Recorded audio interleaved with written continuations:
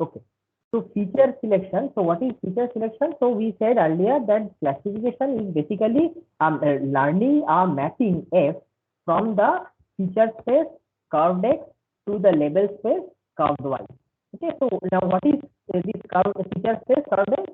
It's basically like a d-dimensional vector space where d is like the number of features or attributes we are considering, and each of these attributes can be their own type. They can be real numbers, they can be integers, or discrete quantities, or binary values, or whatever. Depends on whatever kinds of attributes you have chosen. Okay, so now when we are considering all these D attributes, not all the attributes are going to be useful for a particular classification task. So let us once again consider our favorite example of cat-dog classification problem. So it's a like as we know, it's a binary classification problem where there are like any animal, I have to classify it as either a cat or a dog. So let us, for the time being, exclude the possibility of there being other animals. Okay, so for every animal, we can measure a various number of like a large number of attributes. Let's say some 100 attributes I have a list of, and I measure them. And then based on those attributes or features, I will have to somehow come to the conclusion whether it's a cat or a dog. So now, not all attributes or features will be useful in making such a classification. So towards the end of last Tuesday's class, we considered one example or one example attribute, namely the number of legs. Okay, so that's an attribute definitely, but in this case, for this particular classification task, it is of no use, because like for all the examples which we have in our data set, all of them are going to have the same number of legs only, which is 4. So if all of them are having the same value of that attribute, obviously that attribute cannot discriminate between the two features, between the two classes, or between the different classes that are present in the label space. So we can say that number of legs, so that has constant value on at least on this data set, it has constant value.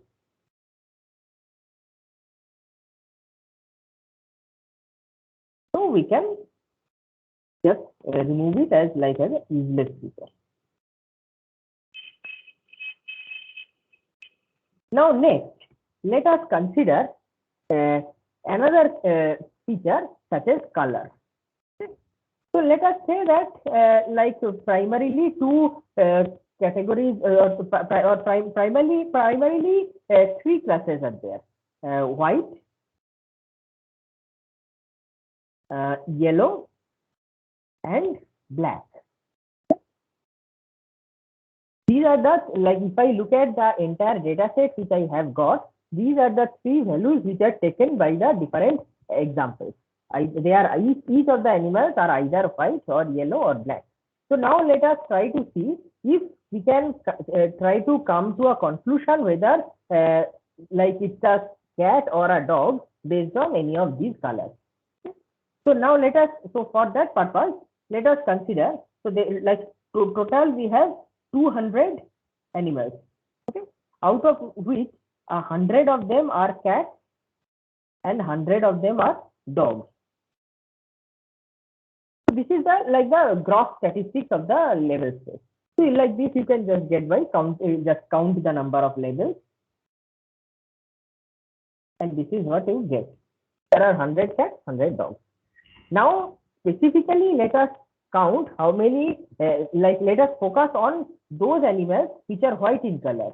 Then we will see which all animals are yellow in color, and we'll see which all animals are black in color. Okay, so let us start with the white animals. I find that there are out of these 200, there are 110 white animals.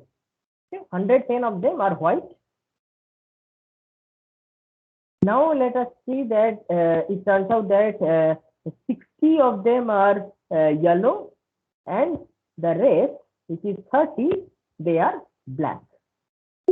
Now what am I going to do? I am now going to check among these 100 white animals, how many are cats and how many are dogs? And it appears to me that 60 of them are cats and 50 of them are dogs. Now, if I look at the 60, the yellow animals, and I try to differentiate between them, what do I find? I find that maybe around 25 of them are cats and the rest 35 of them are dogs. Among the, if you look at the black animals, we find that 15 of them are cats, 15 of them are dogs. Okay, now if you, so let's, for a sanity check, let us just see, there are 60 cats here, 25 and 15. So 65 plus 25 plus 15 equal to 100, we have 100 cats. Similarly, 50 plus 35 plus 15 is 100, we have 100 dogs. Okay. So now my question to you is, based on these colors, can we make some kind of, like, can we use color as a feature to predict whether a particular animal is a cat or dog? If so, then how will I classify? Anyone wants to take a wild guess?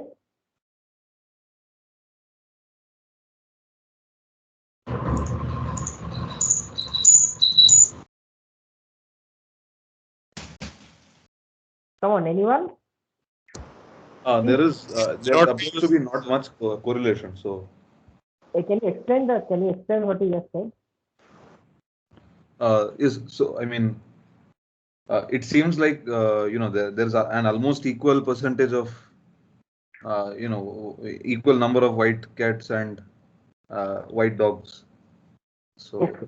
Fine. So if we focus on one particular category, okay, one particular, say only on white cats, I see that the number of white cats, there is like 60 of them are white, 60 of them are cats and 50 of them are dogs. That is, the ratio is 60-50 or 6:5. That is to say, as you just said, there is very less difference between them. That is not the important thing. The important thing is, the more important thing is that if I did not have any information about the color, then we had roughly equal number of cats and dogs. It was roughly a 50-50 ratio. Okay, so like if I did not know any features, I still know that there is there is exact equal chance of cat and dog. Okay, just based on frequency analysis.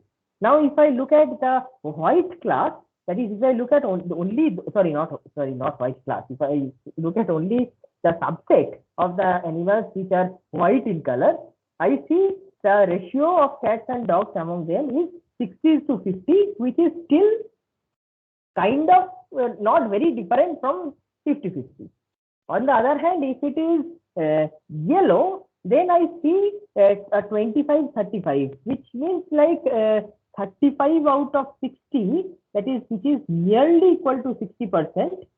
In the cases we have dogs.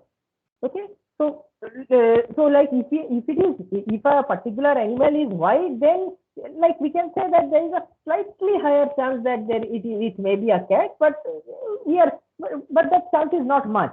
It may simply be a bias of the data set, that maybe this data set has by chance has got a few more white cats than white dogs, but there is not much to differentiate between the two. Right? In case of yellow cats, we see that there is a reasonable number to differentiate between the two. That is, we can say with 60% confidence that it will be a dog. But then again, like 60% like as I said, in case of a binary classification problem, I am not satisfied with an accuracy of about 60%.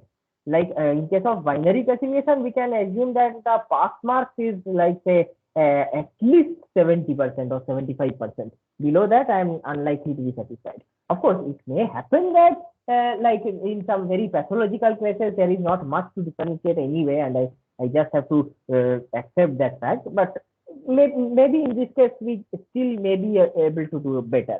So 60% is okay, not absolutely random, but not very useful either. On the other hand, if we look at the black examples, it's like again 50-50. So the black animals are basically not giving me any extra information at all. That is, if I did not know anything, I would have said 50-50 probability of equal probability of cat and dog. If it is black, then also I will have to say the same thing. So, like you can say that this is not at all of any relevance. Now, on the contrary, if instead of color, if I consider weight. Now, weight is of course a continuous quantity, a real number, but weight, like measuring the weight, whatever machine I am using for weighing, it has its own precision. So let us say that it gives me only numbers in kgs, only integers in kgs. So then also, of course, there are the number of integers can be quite large, and it's entirely possible that all the 200 examples have 200 different integers, but very unlikely, because it's unlikely that we'll come across a 200 kg dog or something like that. That's not going to happen. So there must be some overlaps between these the weight feature of the different cats and dogs. Okay, so like there will be, like if I calculate the frequency, there may be some 5 examples of very tiny maybe kittens and puppies which are like whose count is 5. Then if we consider 2 kg, then there may be 10 of them. Then if I consider 3 kg, then there will be say 24 of them. If I consider 4 kg, then maybe some more, maybe 21 of them, and so on and so forth. Okay, so now instead of let us say that the maximum weight is, let us say, 25 kg. I'm just putting in some arbitrary numbers here. So say maybe we find that there are 9 examples which are 25 kg, and so on. Now, instead of considering all these 25 values of the weight feature separately, let us now, for the sake of calculation, let me further discretize it. Instead of having 25 different values of the weight feature, let me put some kind of a threshold. Let us say below 15 and above 15. Right? So now let me consider those examples which are below 50 and those examples which are above 50. So now let's say that it turns out that 120 of the examples are, or sorry, 130 of the examples are below 15, and the remaining 70 examples are above 15. Okay, maybe instead of 15, let me say 10. So there are 130 examples which are below, which are below 10, and 70 examples which are above 10. Now, if I want to do a class analysis of these examples, so it turns out to me that out of these 70, 55 are dogs and only 15 are cats. On the contrary, if you look at the 130 cases, 85 of them are cats and the remaining 45 are dogs. So now, based on this information, can you can you make some kind of a prediction?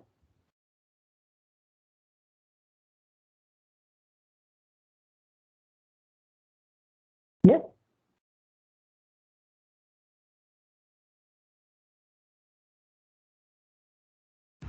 Yes, sir. Yeah. Why? Explain why you can make. So we can say that anyone, like any sample whose weight is below 10 kgs, there's a higher probability that that sample is a cat. Whereas if it's above 10, it might be a dog. Right. So let us say that like we come up with a simple rule like this, that below 10 cat, above 10 dog. This is my simple classifier, like as simple as it gets. So the function which I was mentioning here, from the feature space to the level space, is a really simple function. It just looks at the weight attribute out of all the D attributes or all the D features. It focuses only on the weight feature. It just checks whether that value is less than 10 or greater than 10. If 10, then it says cat. If greater than 10, then it says dog. Now, if this is the case, then if this is my classifier, then what can be the accuracy of the classifier on the based on these examples?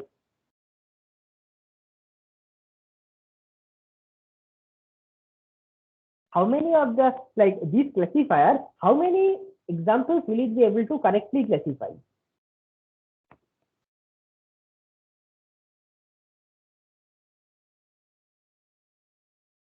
Quick, simple question. If we 140. So how did you get 140? Sir, like Sir, the number of cats the less 80 than 10 the and the number 85 of cats dogs plus greater the than 55 dogs. Right. So in the out of everything that is below 10 kg is being classified as a cat, but in the training set there are 130 such cases, out of which 85 are cats. On the contrary, if you, everything that is greater than 10 is being classified as a dog, and in my training data set there are 55 of them which are dogs in these categories. So these 85 cats and these 55 dogs are correctly classified. So we can say that 85 plus 55 equal to 140 examples have been correctly classified out of total 200, which gives me a 70% accuracy. So like earlier I was hoping even in this very restricted case of yellow, I was barely being able to reach 60% accuracy. In this case, over the entire data set, I have been able to reach a accuracy of 70%. So as I said that 70% is not great. It may be barely the pass and just barely passing the test, but still at least compared to 60% is at least compared to color, this seems to be a big improvement, right? So it's possible that we may be able to find more features which will be which can give us more even higher accuracy. Now, again, as I said earlier, so 70% is the overall accuracy, but it may, if we look at the class-specific accuracy, it may tell a different story. So, if I am talking about only about cats and only about dogs, then what is the situation?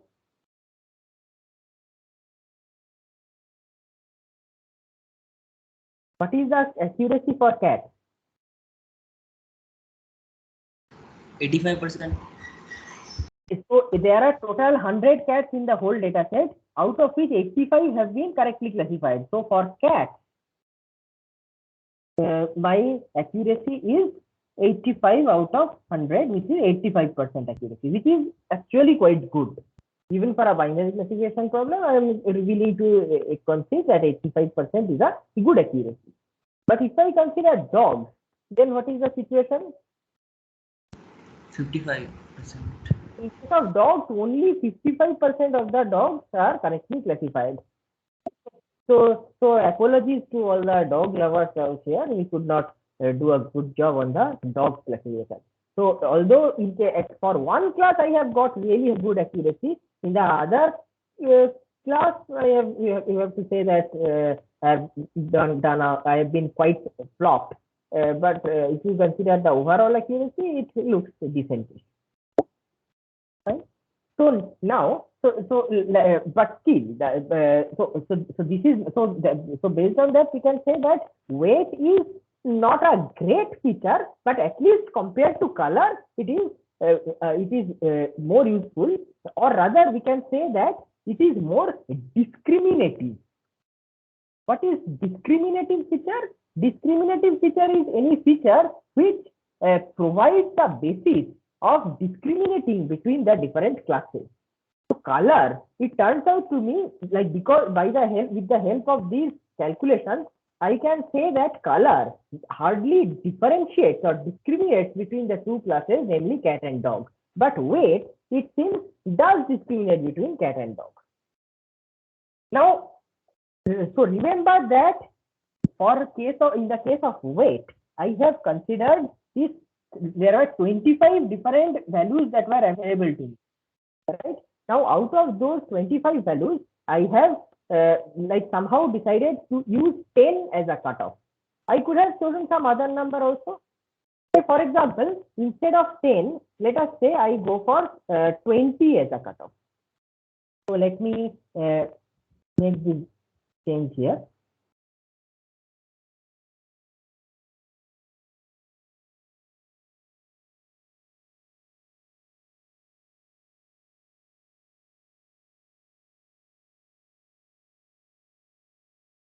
So 20, below 20 and above 20. Let's say these are the categories.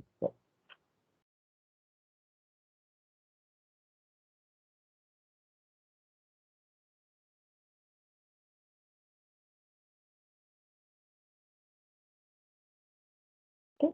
So now let us, if we look at the below 20 category, it turns out that there are 180 examples which are below 20, and there are only 20 examples which are above 20 kg.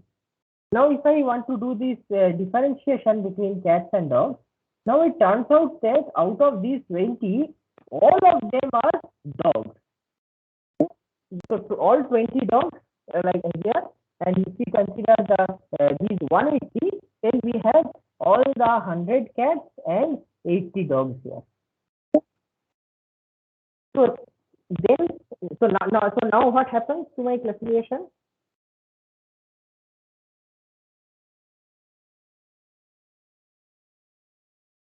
Anyone wants to comment here? What is happening now? Slightly better. So if we, so why do you think it is better? Sir, because like if we consider class-wise or feature-wise accuracy, it that is also better. And if we consider like cats or dog accuracy for less than 20, for cats it will be 100%. So see, so like what is my rule here? The rule is that if I see anything that is below 20, I will classify it as a cat. If anything is above 20, I will classify it as a dog. So in so let us see what is so what is our overall accuracy in this case? How many have I correctly classified? 60, sir. 60. Sir, 120. 60%. So 120, and these 100 cats and these 20 dogs I have correctly classified. So now my accuracy is 160%. So see, like that accuracy earlier was 70%. Now it has gone to 60%. But if I consider only for dogs, now that is like in this case I have got 100% accuracy in this set. But in this set, I am getting quite low accuracy. That is 100 out of 180 are correct. That is only about say 55%. If you look at class wise, then among the cats, what have we done? What is our accuracy among cats? 100%. 100%. 100%. It's 100% accuracy. 100% accuracy for cats. Among dogs, 20%. 20%. So it's like earlier itself we were doing a bad job of dog classification. Now we are doing it, making it even worse, right? So and then our overall accuracy also seems to have fallen off from 70% to 60%. So but on the contrary, if we look at only this case, right, only those cases which are like less than 20, then here I am getting 100% accuracy. Like earlier, if we if we consider the two partitions, the 130 wala partition and the 70 wala partition, we did not get so high accuracy in either of the cases. But in one partition, I am getting really high accuracy. But overall accuracy is seems to have dropped off from 70% to 60%. Why is this the case?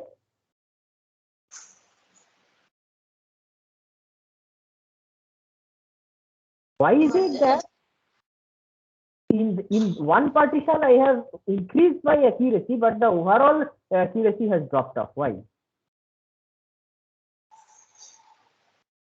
Quick. Kind of increase the boundary of discriminating two classes, like increasing k and k nearest neighbors. It's a much simpler reason. The reason is much simpler. The reason is that this is a small class, small partition. There are 200 animals, out of which I am focusing only on 20 in this case. while the other one is 180.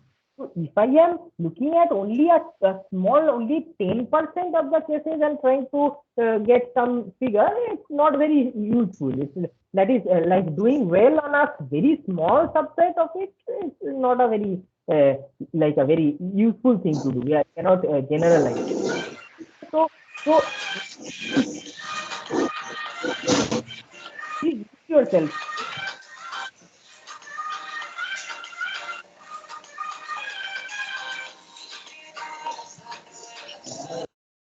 Who is playing music in the class? Okay. Fine. So so basically it means that yeah. Yes. Okay. So like so basically it means that when we are like looking for, so basically what we are trying to do is we are trying to look for discriminative features. Now discriminative feature is anything which helps us to differentiate between the class levels. And as we see that not all features are discriminative. For example, or at least in a particular situation, in a particular problem, not all features are equally discriminative. Like the color feature is definitely not discriminative. The weight feature is, but then again, it depends on how how I really split up the weight feature. Like, do I consider like all its 25 values? That can become a burdensome task, because 25, okay, 25 you can say it's not that big a number, but in general, what if this weight has actually been a real number? In that case, like it which could potentially take infinite number of values. So in that case, it would not have been very useful for us to actually go case by case. Moreover, so these 25 values we are getting with respect to this training data set of 200 kg of 200 examples. But who is ruling out the possibility that tomorrow, like when I am testing, a 27 kg animal will come and I have to classify it? In that case, will I say that it did not, I have never seen a 27 kg animal, so I will not classify it? So obviously not. So I cannot go for, that is, whatever features I am choosing, I cannot tie myself to the values of those features which are present in the training set. I have to go for some kind of generalization. So one good way of generalizing is to set a threshold. Now, where that threshold will be set? Will it be set on 10 kg or 20 kg or 15 kg or 2 kg? That is a choice which I have to make. And for different situations, for different choices, my accuracy or my discriminativeness will vary. If I am choosing such a threshold for which like almost all the examples will lie on one side and very few examples will lie on the other side, it's probably not a good threshold. A threshold which I have to try out should be representative. So basically, first of all, I need discriminative features.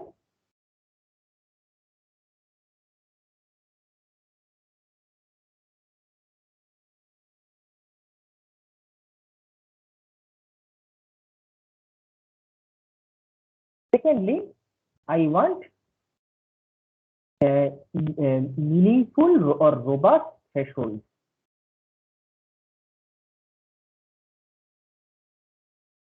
On threshold on what? Threshold on feature value.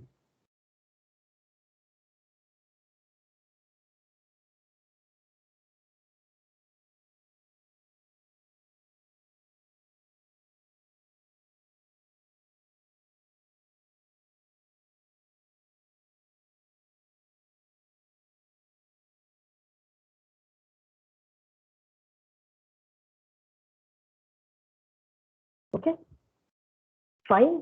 So now, so like as you said, as we saw that there are some features which are more discriminative and some are which are less discriminative. So like whenever I am going for feature selection, I have to choose the more discriminative features and ignore the less discriminative features. Even among the more discriminative features, I have to choose the threshold meaningfully. Now, apart from this the toy problem of cat dog classification, let us consider a slightly more important problem which has like bigger applications in commercial domain. So that is the rating prediction problem. So suppose there is a camera, okay, and different users give different ratings to this product. I mean, not only this particular camera. Like, so camera is a product. So there are, so let's say that Amazon sells different kinds of cameras, and the users give different ratings to the different cameras. Okay, so the ratings, as we know, they can be out of 5. Like there are five possibilities: 1, 2, 3, 4, 5. Like, and also let us think that 1, 2, and 3 mean low ratings, 4 and 5 means high ratings. Now, suppose I am focusing my attention on one particular user who frequently uses various cameras, who has a collection of cameras, and she rates the cameras like based on whether she likes the cameras or not. Okay, now for a particular camera, now whether she is going to, what rating she is going to give to it will probably depend on the different features of the camera. Okay, so there are some features which she may like and some other features which she may not like. Okay, so basically it's a again it's a feature selection problem. That is, like, suppose there is suppose Amazon wants to give some personalized recommendations to our customer based on her past history of giving ratings. That is, if Amazon knows what kind of cameras she is more likely to like, then it will recommend those cameras for her rather than the cameras which she does not like. The problem, of course, is to find out or to understand on what basis she likes or dislikes cameras. So now there are, of course, lots of features. Different cameras have different features, but this particular user, she may have some she may be fixated on certain features, and the other features may be irrelevant to her. So we have to understand which features determine what ratings she will actually give. So that way it becomes a feature selection problem, just like the one which we are discussing so far. Okay? So here is an example of her rating history so far. So for simplicity, let us say that these 5 are the features of the different cameras she has rated so far, and these are her ratings. Okay.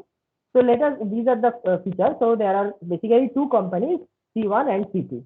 Similarly, there are, if we consider color, there are two values this color attribute can take, color feature can take. It's either a white camera or a black camera. Similarly, then there is resolution. Of course, this can be any integer, but like if we look at the at her past rating history, she has rated some cameras which have a resolution of up to maybe 10 or 12 megapixel, or some or one camera which is 20 megapixels.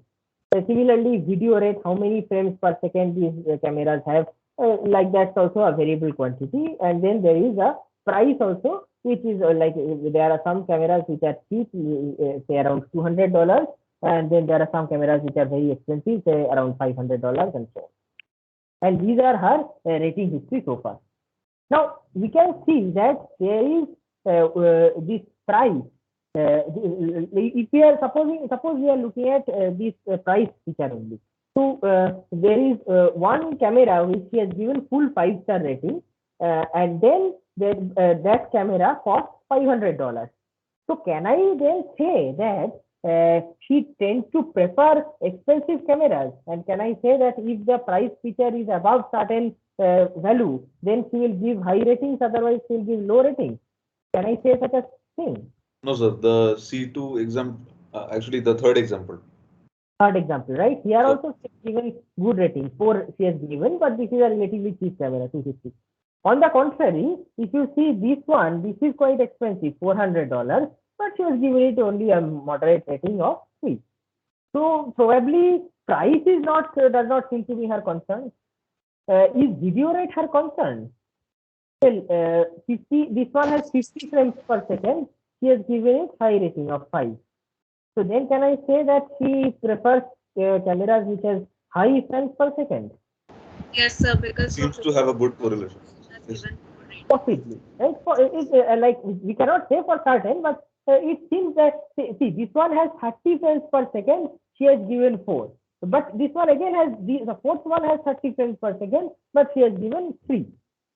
So it's probably not in this case, it's not that arbitrary as price, but it's not very systematic either. So video rate is probably more of a concern than price, but probably not her only concern. So maybe like value for money is an important thing for her. Possibly. So it's possible. So value for money is, again, it's not something that can be easily quantified. That is, so value is like something which is probably some kind of a weighting of say resolution, video rate, and various other things. But it may also so value for money, as you said, may be an important concern, but it may be difficult to quantify just like that. On the other hand, it may happen that someone has some natural bias, right? So some of us have some tendencies, like we may think that like this company, or this is a bad company, so everything they manufacture is bad. But and C2 is a good company, everything they manufacture may be good. So that kind of that may be a rather naive way of thinking, but we cannot rule out that many people do have that kind of biases, right? So it's possible that this company may be an important factor for us. So let us let us see the different. Actually, let us the kind of analysis which we are doing in the cat dog classification case. So let us actually see a deeper history of her rating. Let's say that she has rated 100 cameras earlier. Here, of course, we are looking at a snapshot of only some 7 or 8 cameras, which is admittedly a small number. So let us look at a bigger data set of 100 examples. Okay, 100 is a big number. So let us say what how she has rated 100 cameras so far. So overall, forget all features. Let us look at the different class levels of these 100 examples. Just like we saw that out of 200 animals, there are 100 cats and 100 dogs. So let's look at this example. So here we can see that she has given 1 rating to 21, 2 rating to 24, 3 rating to 18, 4 rating to 20, and 5 rating to 17. So basically, this means that she is forgetting about features. If we do not consider any features, she's almost equally probably to give these 5 different ratings. It's not that she usually gives either. I mean, there may be some people with extreme opinions who either give 1 or 5, or they may give either 1 or 3 or 5. But this customer, it seems, has more nuanced opinions. She gives the moderate ratings like 2, 3, 4 also with equal probability. So that is, we cannot say so easily what for a particular example what rating she will give. Now, if we look at the company attribute, so let us say that out of 100, she has rated 54 cameras which have come from company C1 and 46 cameras which are from company C2. Okay, and these are the this is the distribution of scores in that case, right? So what do we observe? Similarly, like if you look at this thing, the color feature, then it seems that she has rated 70 cameras which are black and 30 cameras which are white. Now, in case of 70 white black cameras, these are her rating distributions, and in case of the 30 black cameras, again these are her weight distributions. Okay, so what interpretations or what do you draw out of these tables? So she considers either company C2 is good because they seem to have nearly double, the good ratings, okay, as compared to poor ratings, and it seems that company 1 is the opposite. But this could be a bias in her mind, or it could be that their product qualities are inherently, defective. Right, very good. What about color? What can we say about color? Sir, we can calculate the average ratings, weighted average, and then compare maybe. We can do many things, but regarding the color feature, what is your observation? So we can't conclude. Approximately equally distributed. So Probably her opinion on the color of the camera is biased by some other feature such as the resolution or something. So color may not be a feature that she has considered. Like if you see that the distribution of her rating with respect to color, whether it's a black color or whether it's a white color, in either case, the distribution of her ratings seem to be more or less same as her overall distribution. So this is different from the scenario of say below 20 kg or above 20 kg. In case of below 20 kg, like earlier, like we could say that there is a roughly equal distribution of cats and dogs. But if it is above 20 kg, then it's definitely a dog. That kind of statement we could say. In this case, of course, that was not a very robust statement because, as I said, that there are a relatively small number of examples above 20 kg, so it's not a very useful statement. But in this case, even such a statement we are not able to make. Like it's true that there are mostly black cameras and few white cameras, but either way, it seems that the class distribution remains unchanged. So probably color is not a great idea. But if you are looking at the company, as William said, like if it is company C1, she seems to be giving low rating. But if it is company C2, she seems to be giving high rating. Does it mean that like she always prefers company C2 to company C1? It's possible, but it's not confirmed. It's possible that a company C1 offers some other feature which she likes, and company C2 offers some other features which or some different features which she does not. Company C1 gives certain features which she does not like, and company C2 gives certain features which she likes. So it is based on those third features on which she is making her decision.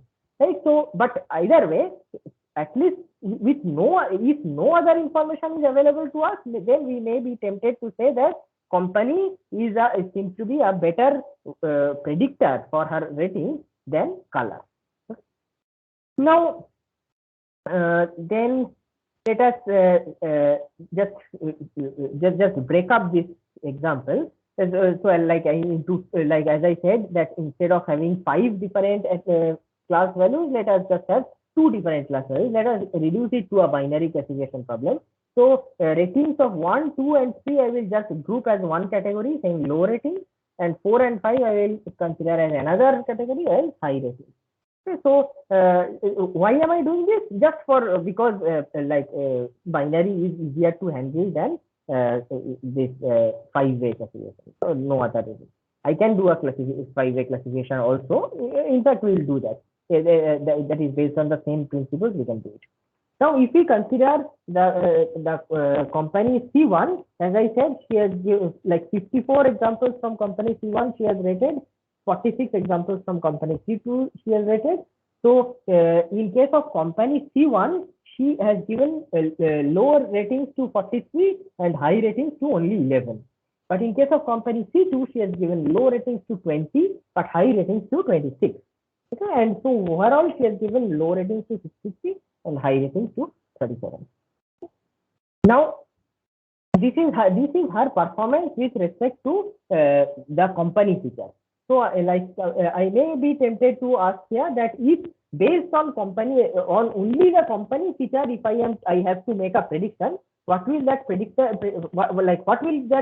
rule of prediction be?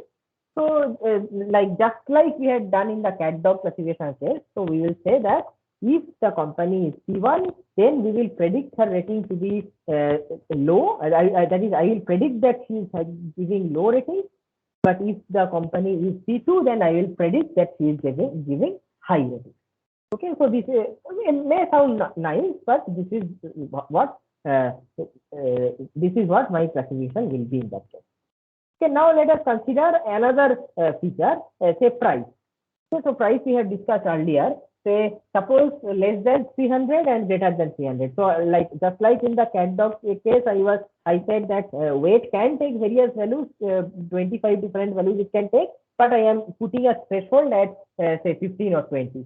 So let us say that here I am considering a price threshold of 300. Okay, so let us try to understand if price whether that is price being less than 300 or not. Is it a concern for her or it is not? So it turns out that if the price is less than 300, she gives low ratings in 45 out of 70 cases and high ratings in 25 out of 70 cases. Okay? On the other hand, if the price is above 300, then she gives low ratings in 18 out of 30 cases and high rating in 12 out of 30 cases. And as you can see that in either case, the probability of her giving low ratings remains the same as her overall probability of giving low ratings. That is, if I did not consider any attribute at all, any feature at all, then she would have given 63% chance that she will give low rating and 37% chance that she will give a high rating. But if I am considering the price feature or price less than 300 feature, then we say that roughly the same ratio is being maintained in both cases. If it is above 300, then also there is 60% chance of giving low ratings, 40% chance of high rating, which is not much different from the 63-37. In this case also, it's roughly the same. In this case, it is slightly above 650. This one is slightly below 37, but give or take a few. There is not much to differentiate. So whether price is less than 300 or not is probably not a great feature. What if I choose a different threshold, price less than 500 or greater than 500? So it seems that she is almost never satisfied with the price is greater than 500 features.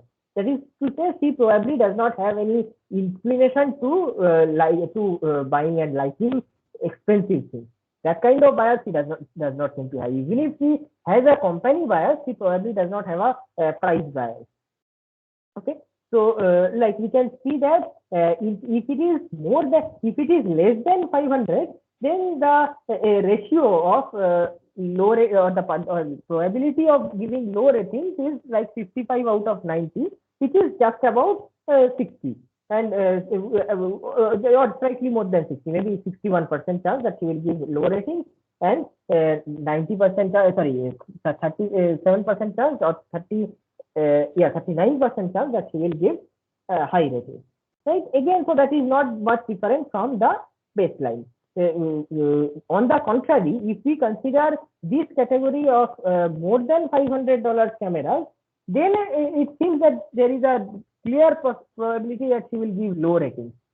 But it again, just like keeping a high threshold on the weight of animals was not useful, because we found that we were able to, that is only 20 dogs were covered in that case. In this case also, I see that only 10 cameras are covered.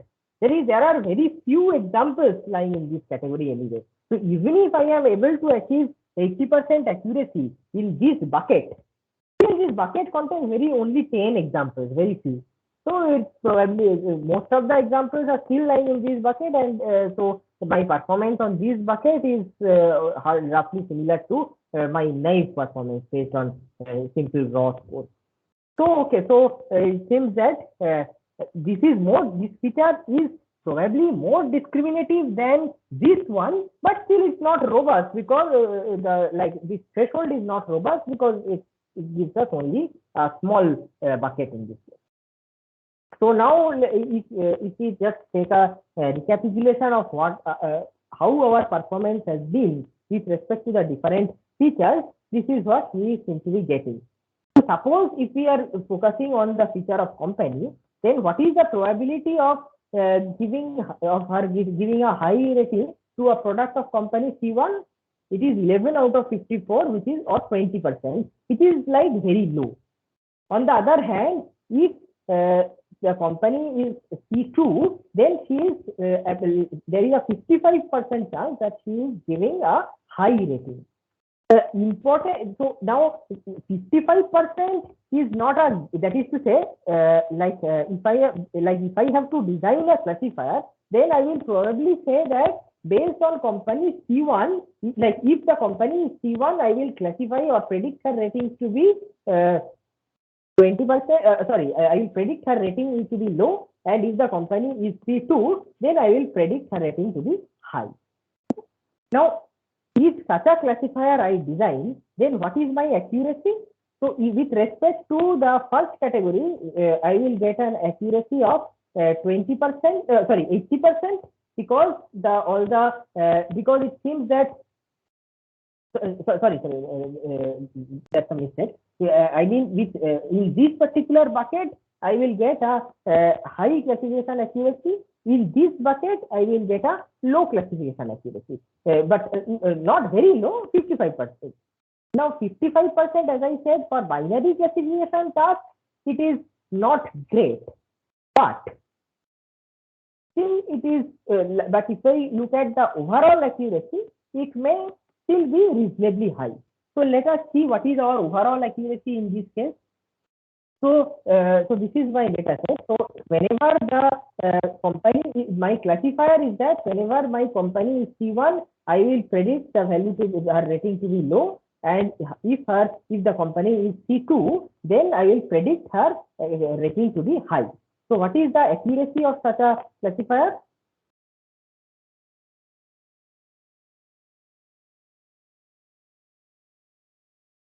Quick. We have done this already in case of the cat dog example.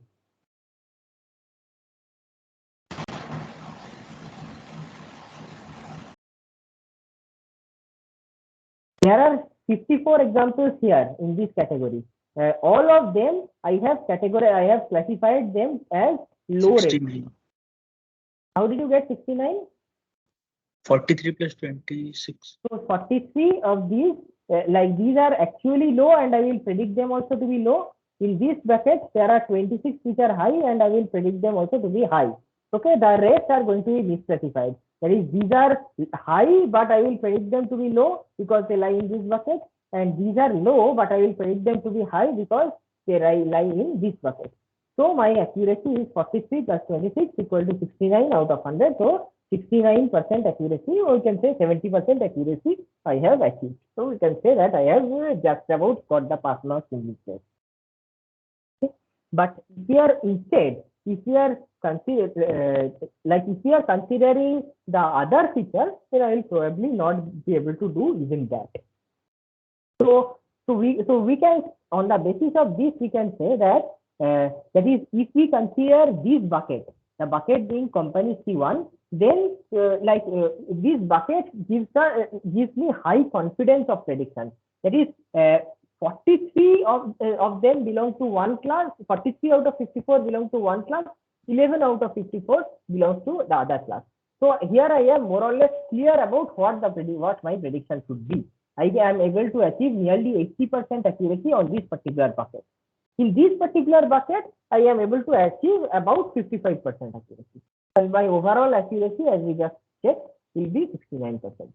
So this accuracy or this probability of getting 55% is not high, true, but it is. But remember what we would have done had I not considered this feature at all. If I had not considered the company feature, then what would be my probability that y equal to high? That would have been 37 out of 100. Why? Because of this. Like if I had not considered any feature at all, then I would just say that there is a 63% chance that she gives of her giving low ratings and 37% chance of her giving high ratings. So the probability that y equal to high baseline is 0.37. But in this case, after I considered the company, then it has gone up to 0.55. From 0.37, I have been able to scale it up to 0.55 in this case. But if I look at this bucket, then from 0.37, it has gone down to 0.2. So if so whether 55% is a high number or low number is not that important. The important thing to note here is that unlike this case, unlike this feature of color, here we see that whether we go for black color or white color, the probability of her giving low ratings, the probability of her giving high ratings is not much different from her baseline probability of giving a high rating. Our baseline probability of giving high ratings was 37%. In this case, it is 22 out of 70, which is again about something like 37% only. In this case, it is 15 out of 30, which is less than 30, which is again which is higher than 37%. But then this is a small case, right? So everything taken into account, it seems that among all the different features we have so far considered, that is company, price, and color, it seems that company is more discriminative than the other classes.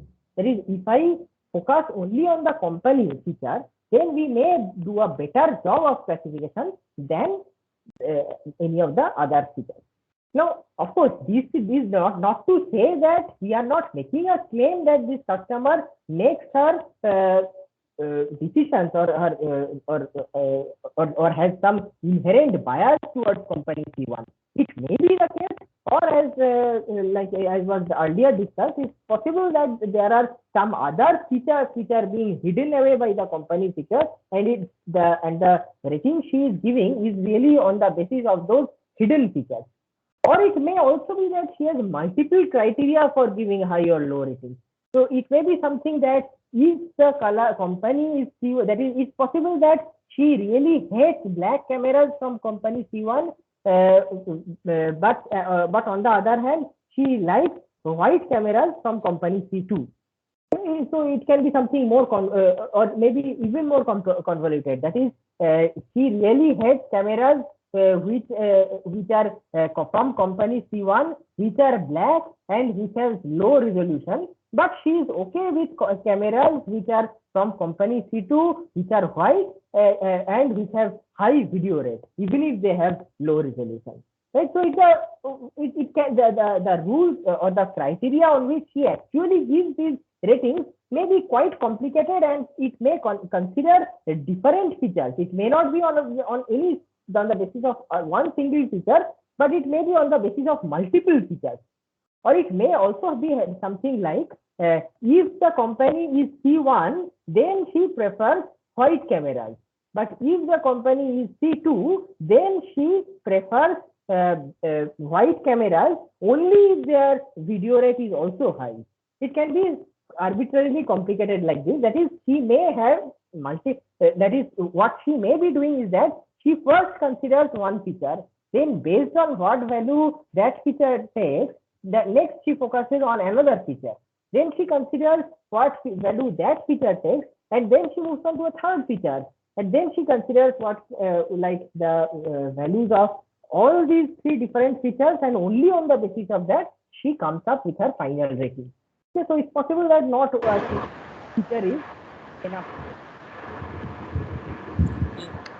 One way to take multiple features into account in this way, and actually to assign or to identify which features are more important, which features are less important, to arrange those features in an order of priority, that is the next algorithm which we are going to study. That is the decision tree algorithm. So we can say that the one algorithm which we already studied today, that is like just choose one feature and make a prediction on the basis of that. So that algorithm we can call as decision stump. Now it's like the nearest neighbor with algorithm with k equal to 1.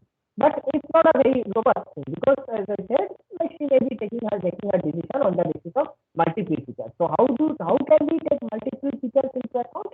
So that we will study tomorrow when we study the decision tree algorithm. Okay. So we will stop today because it's time.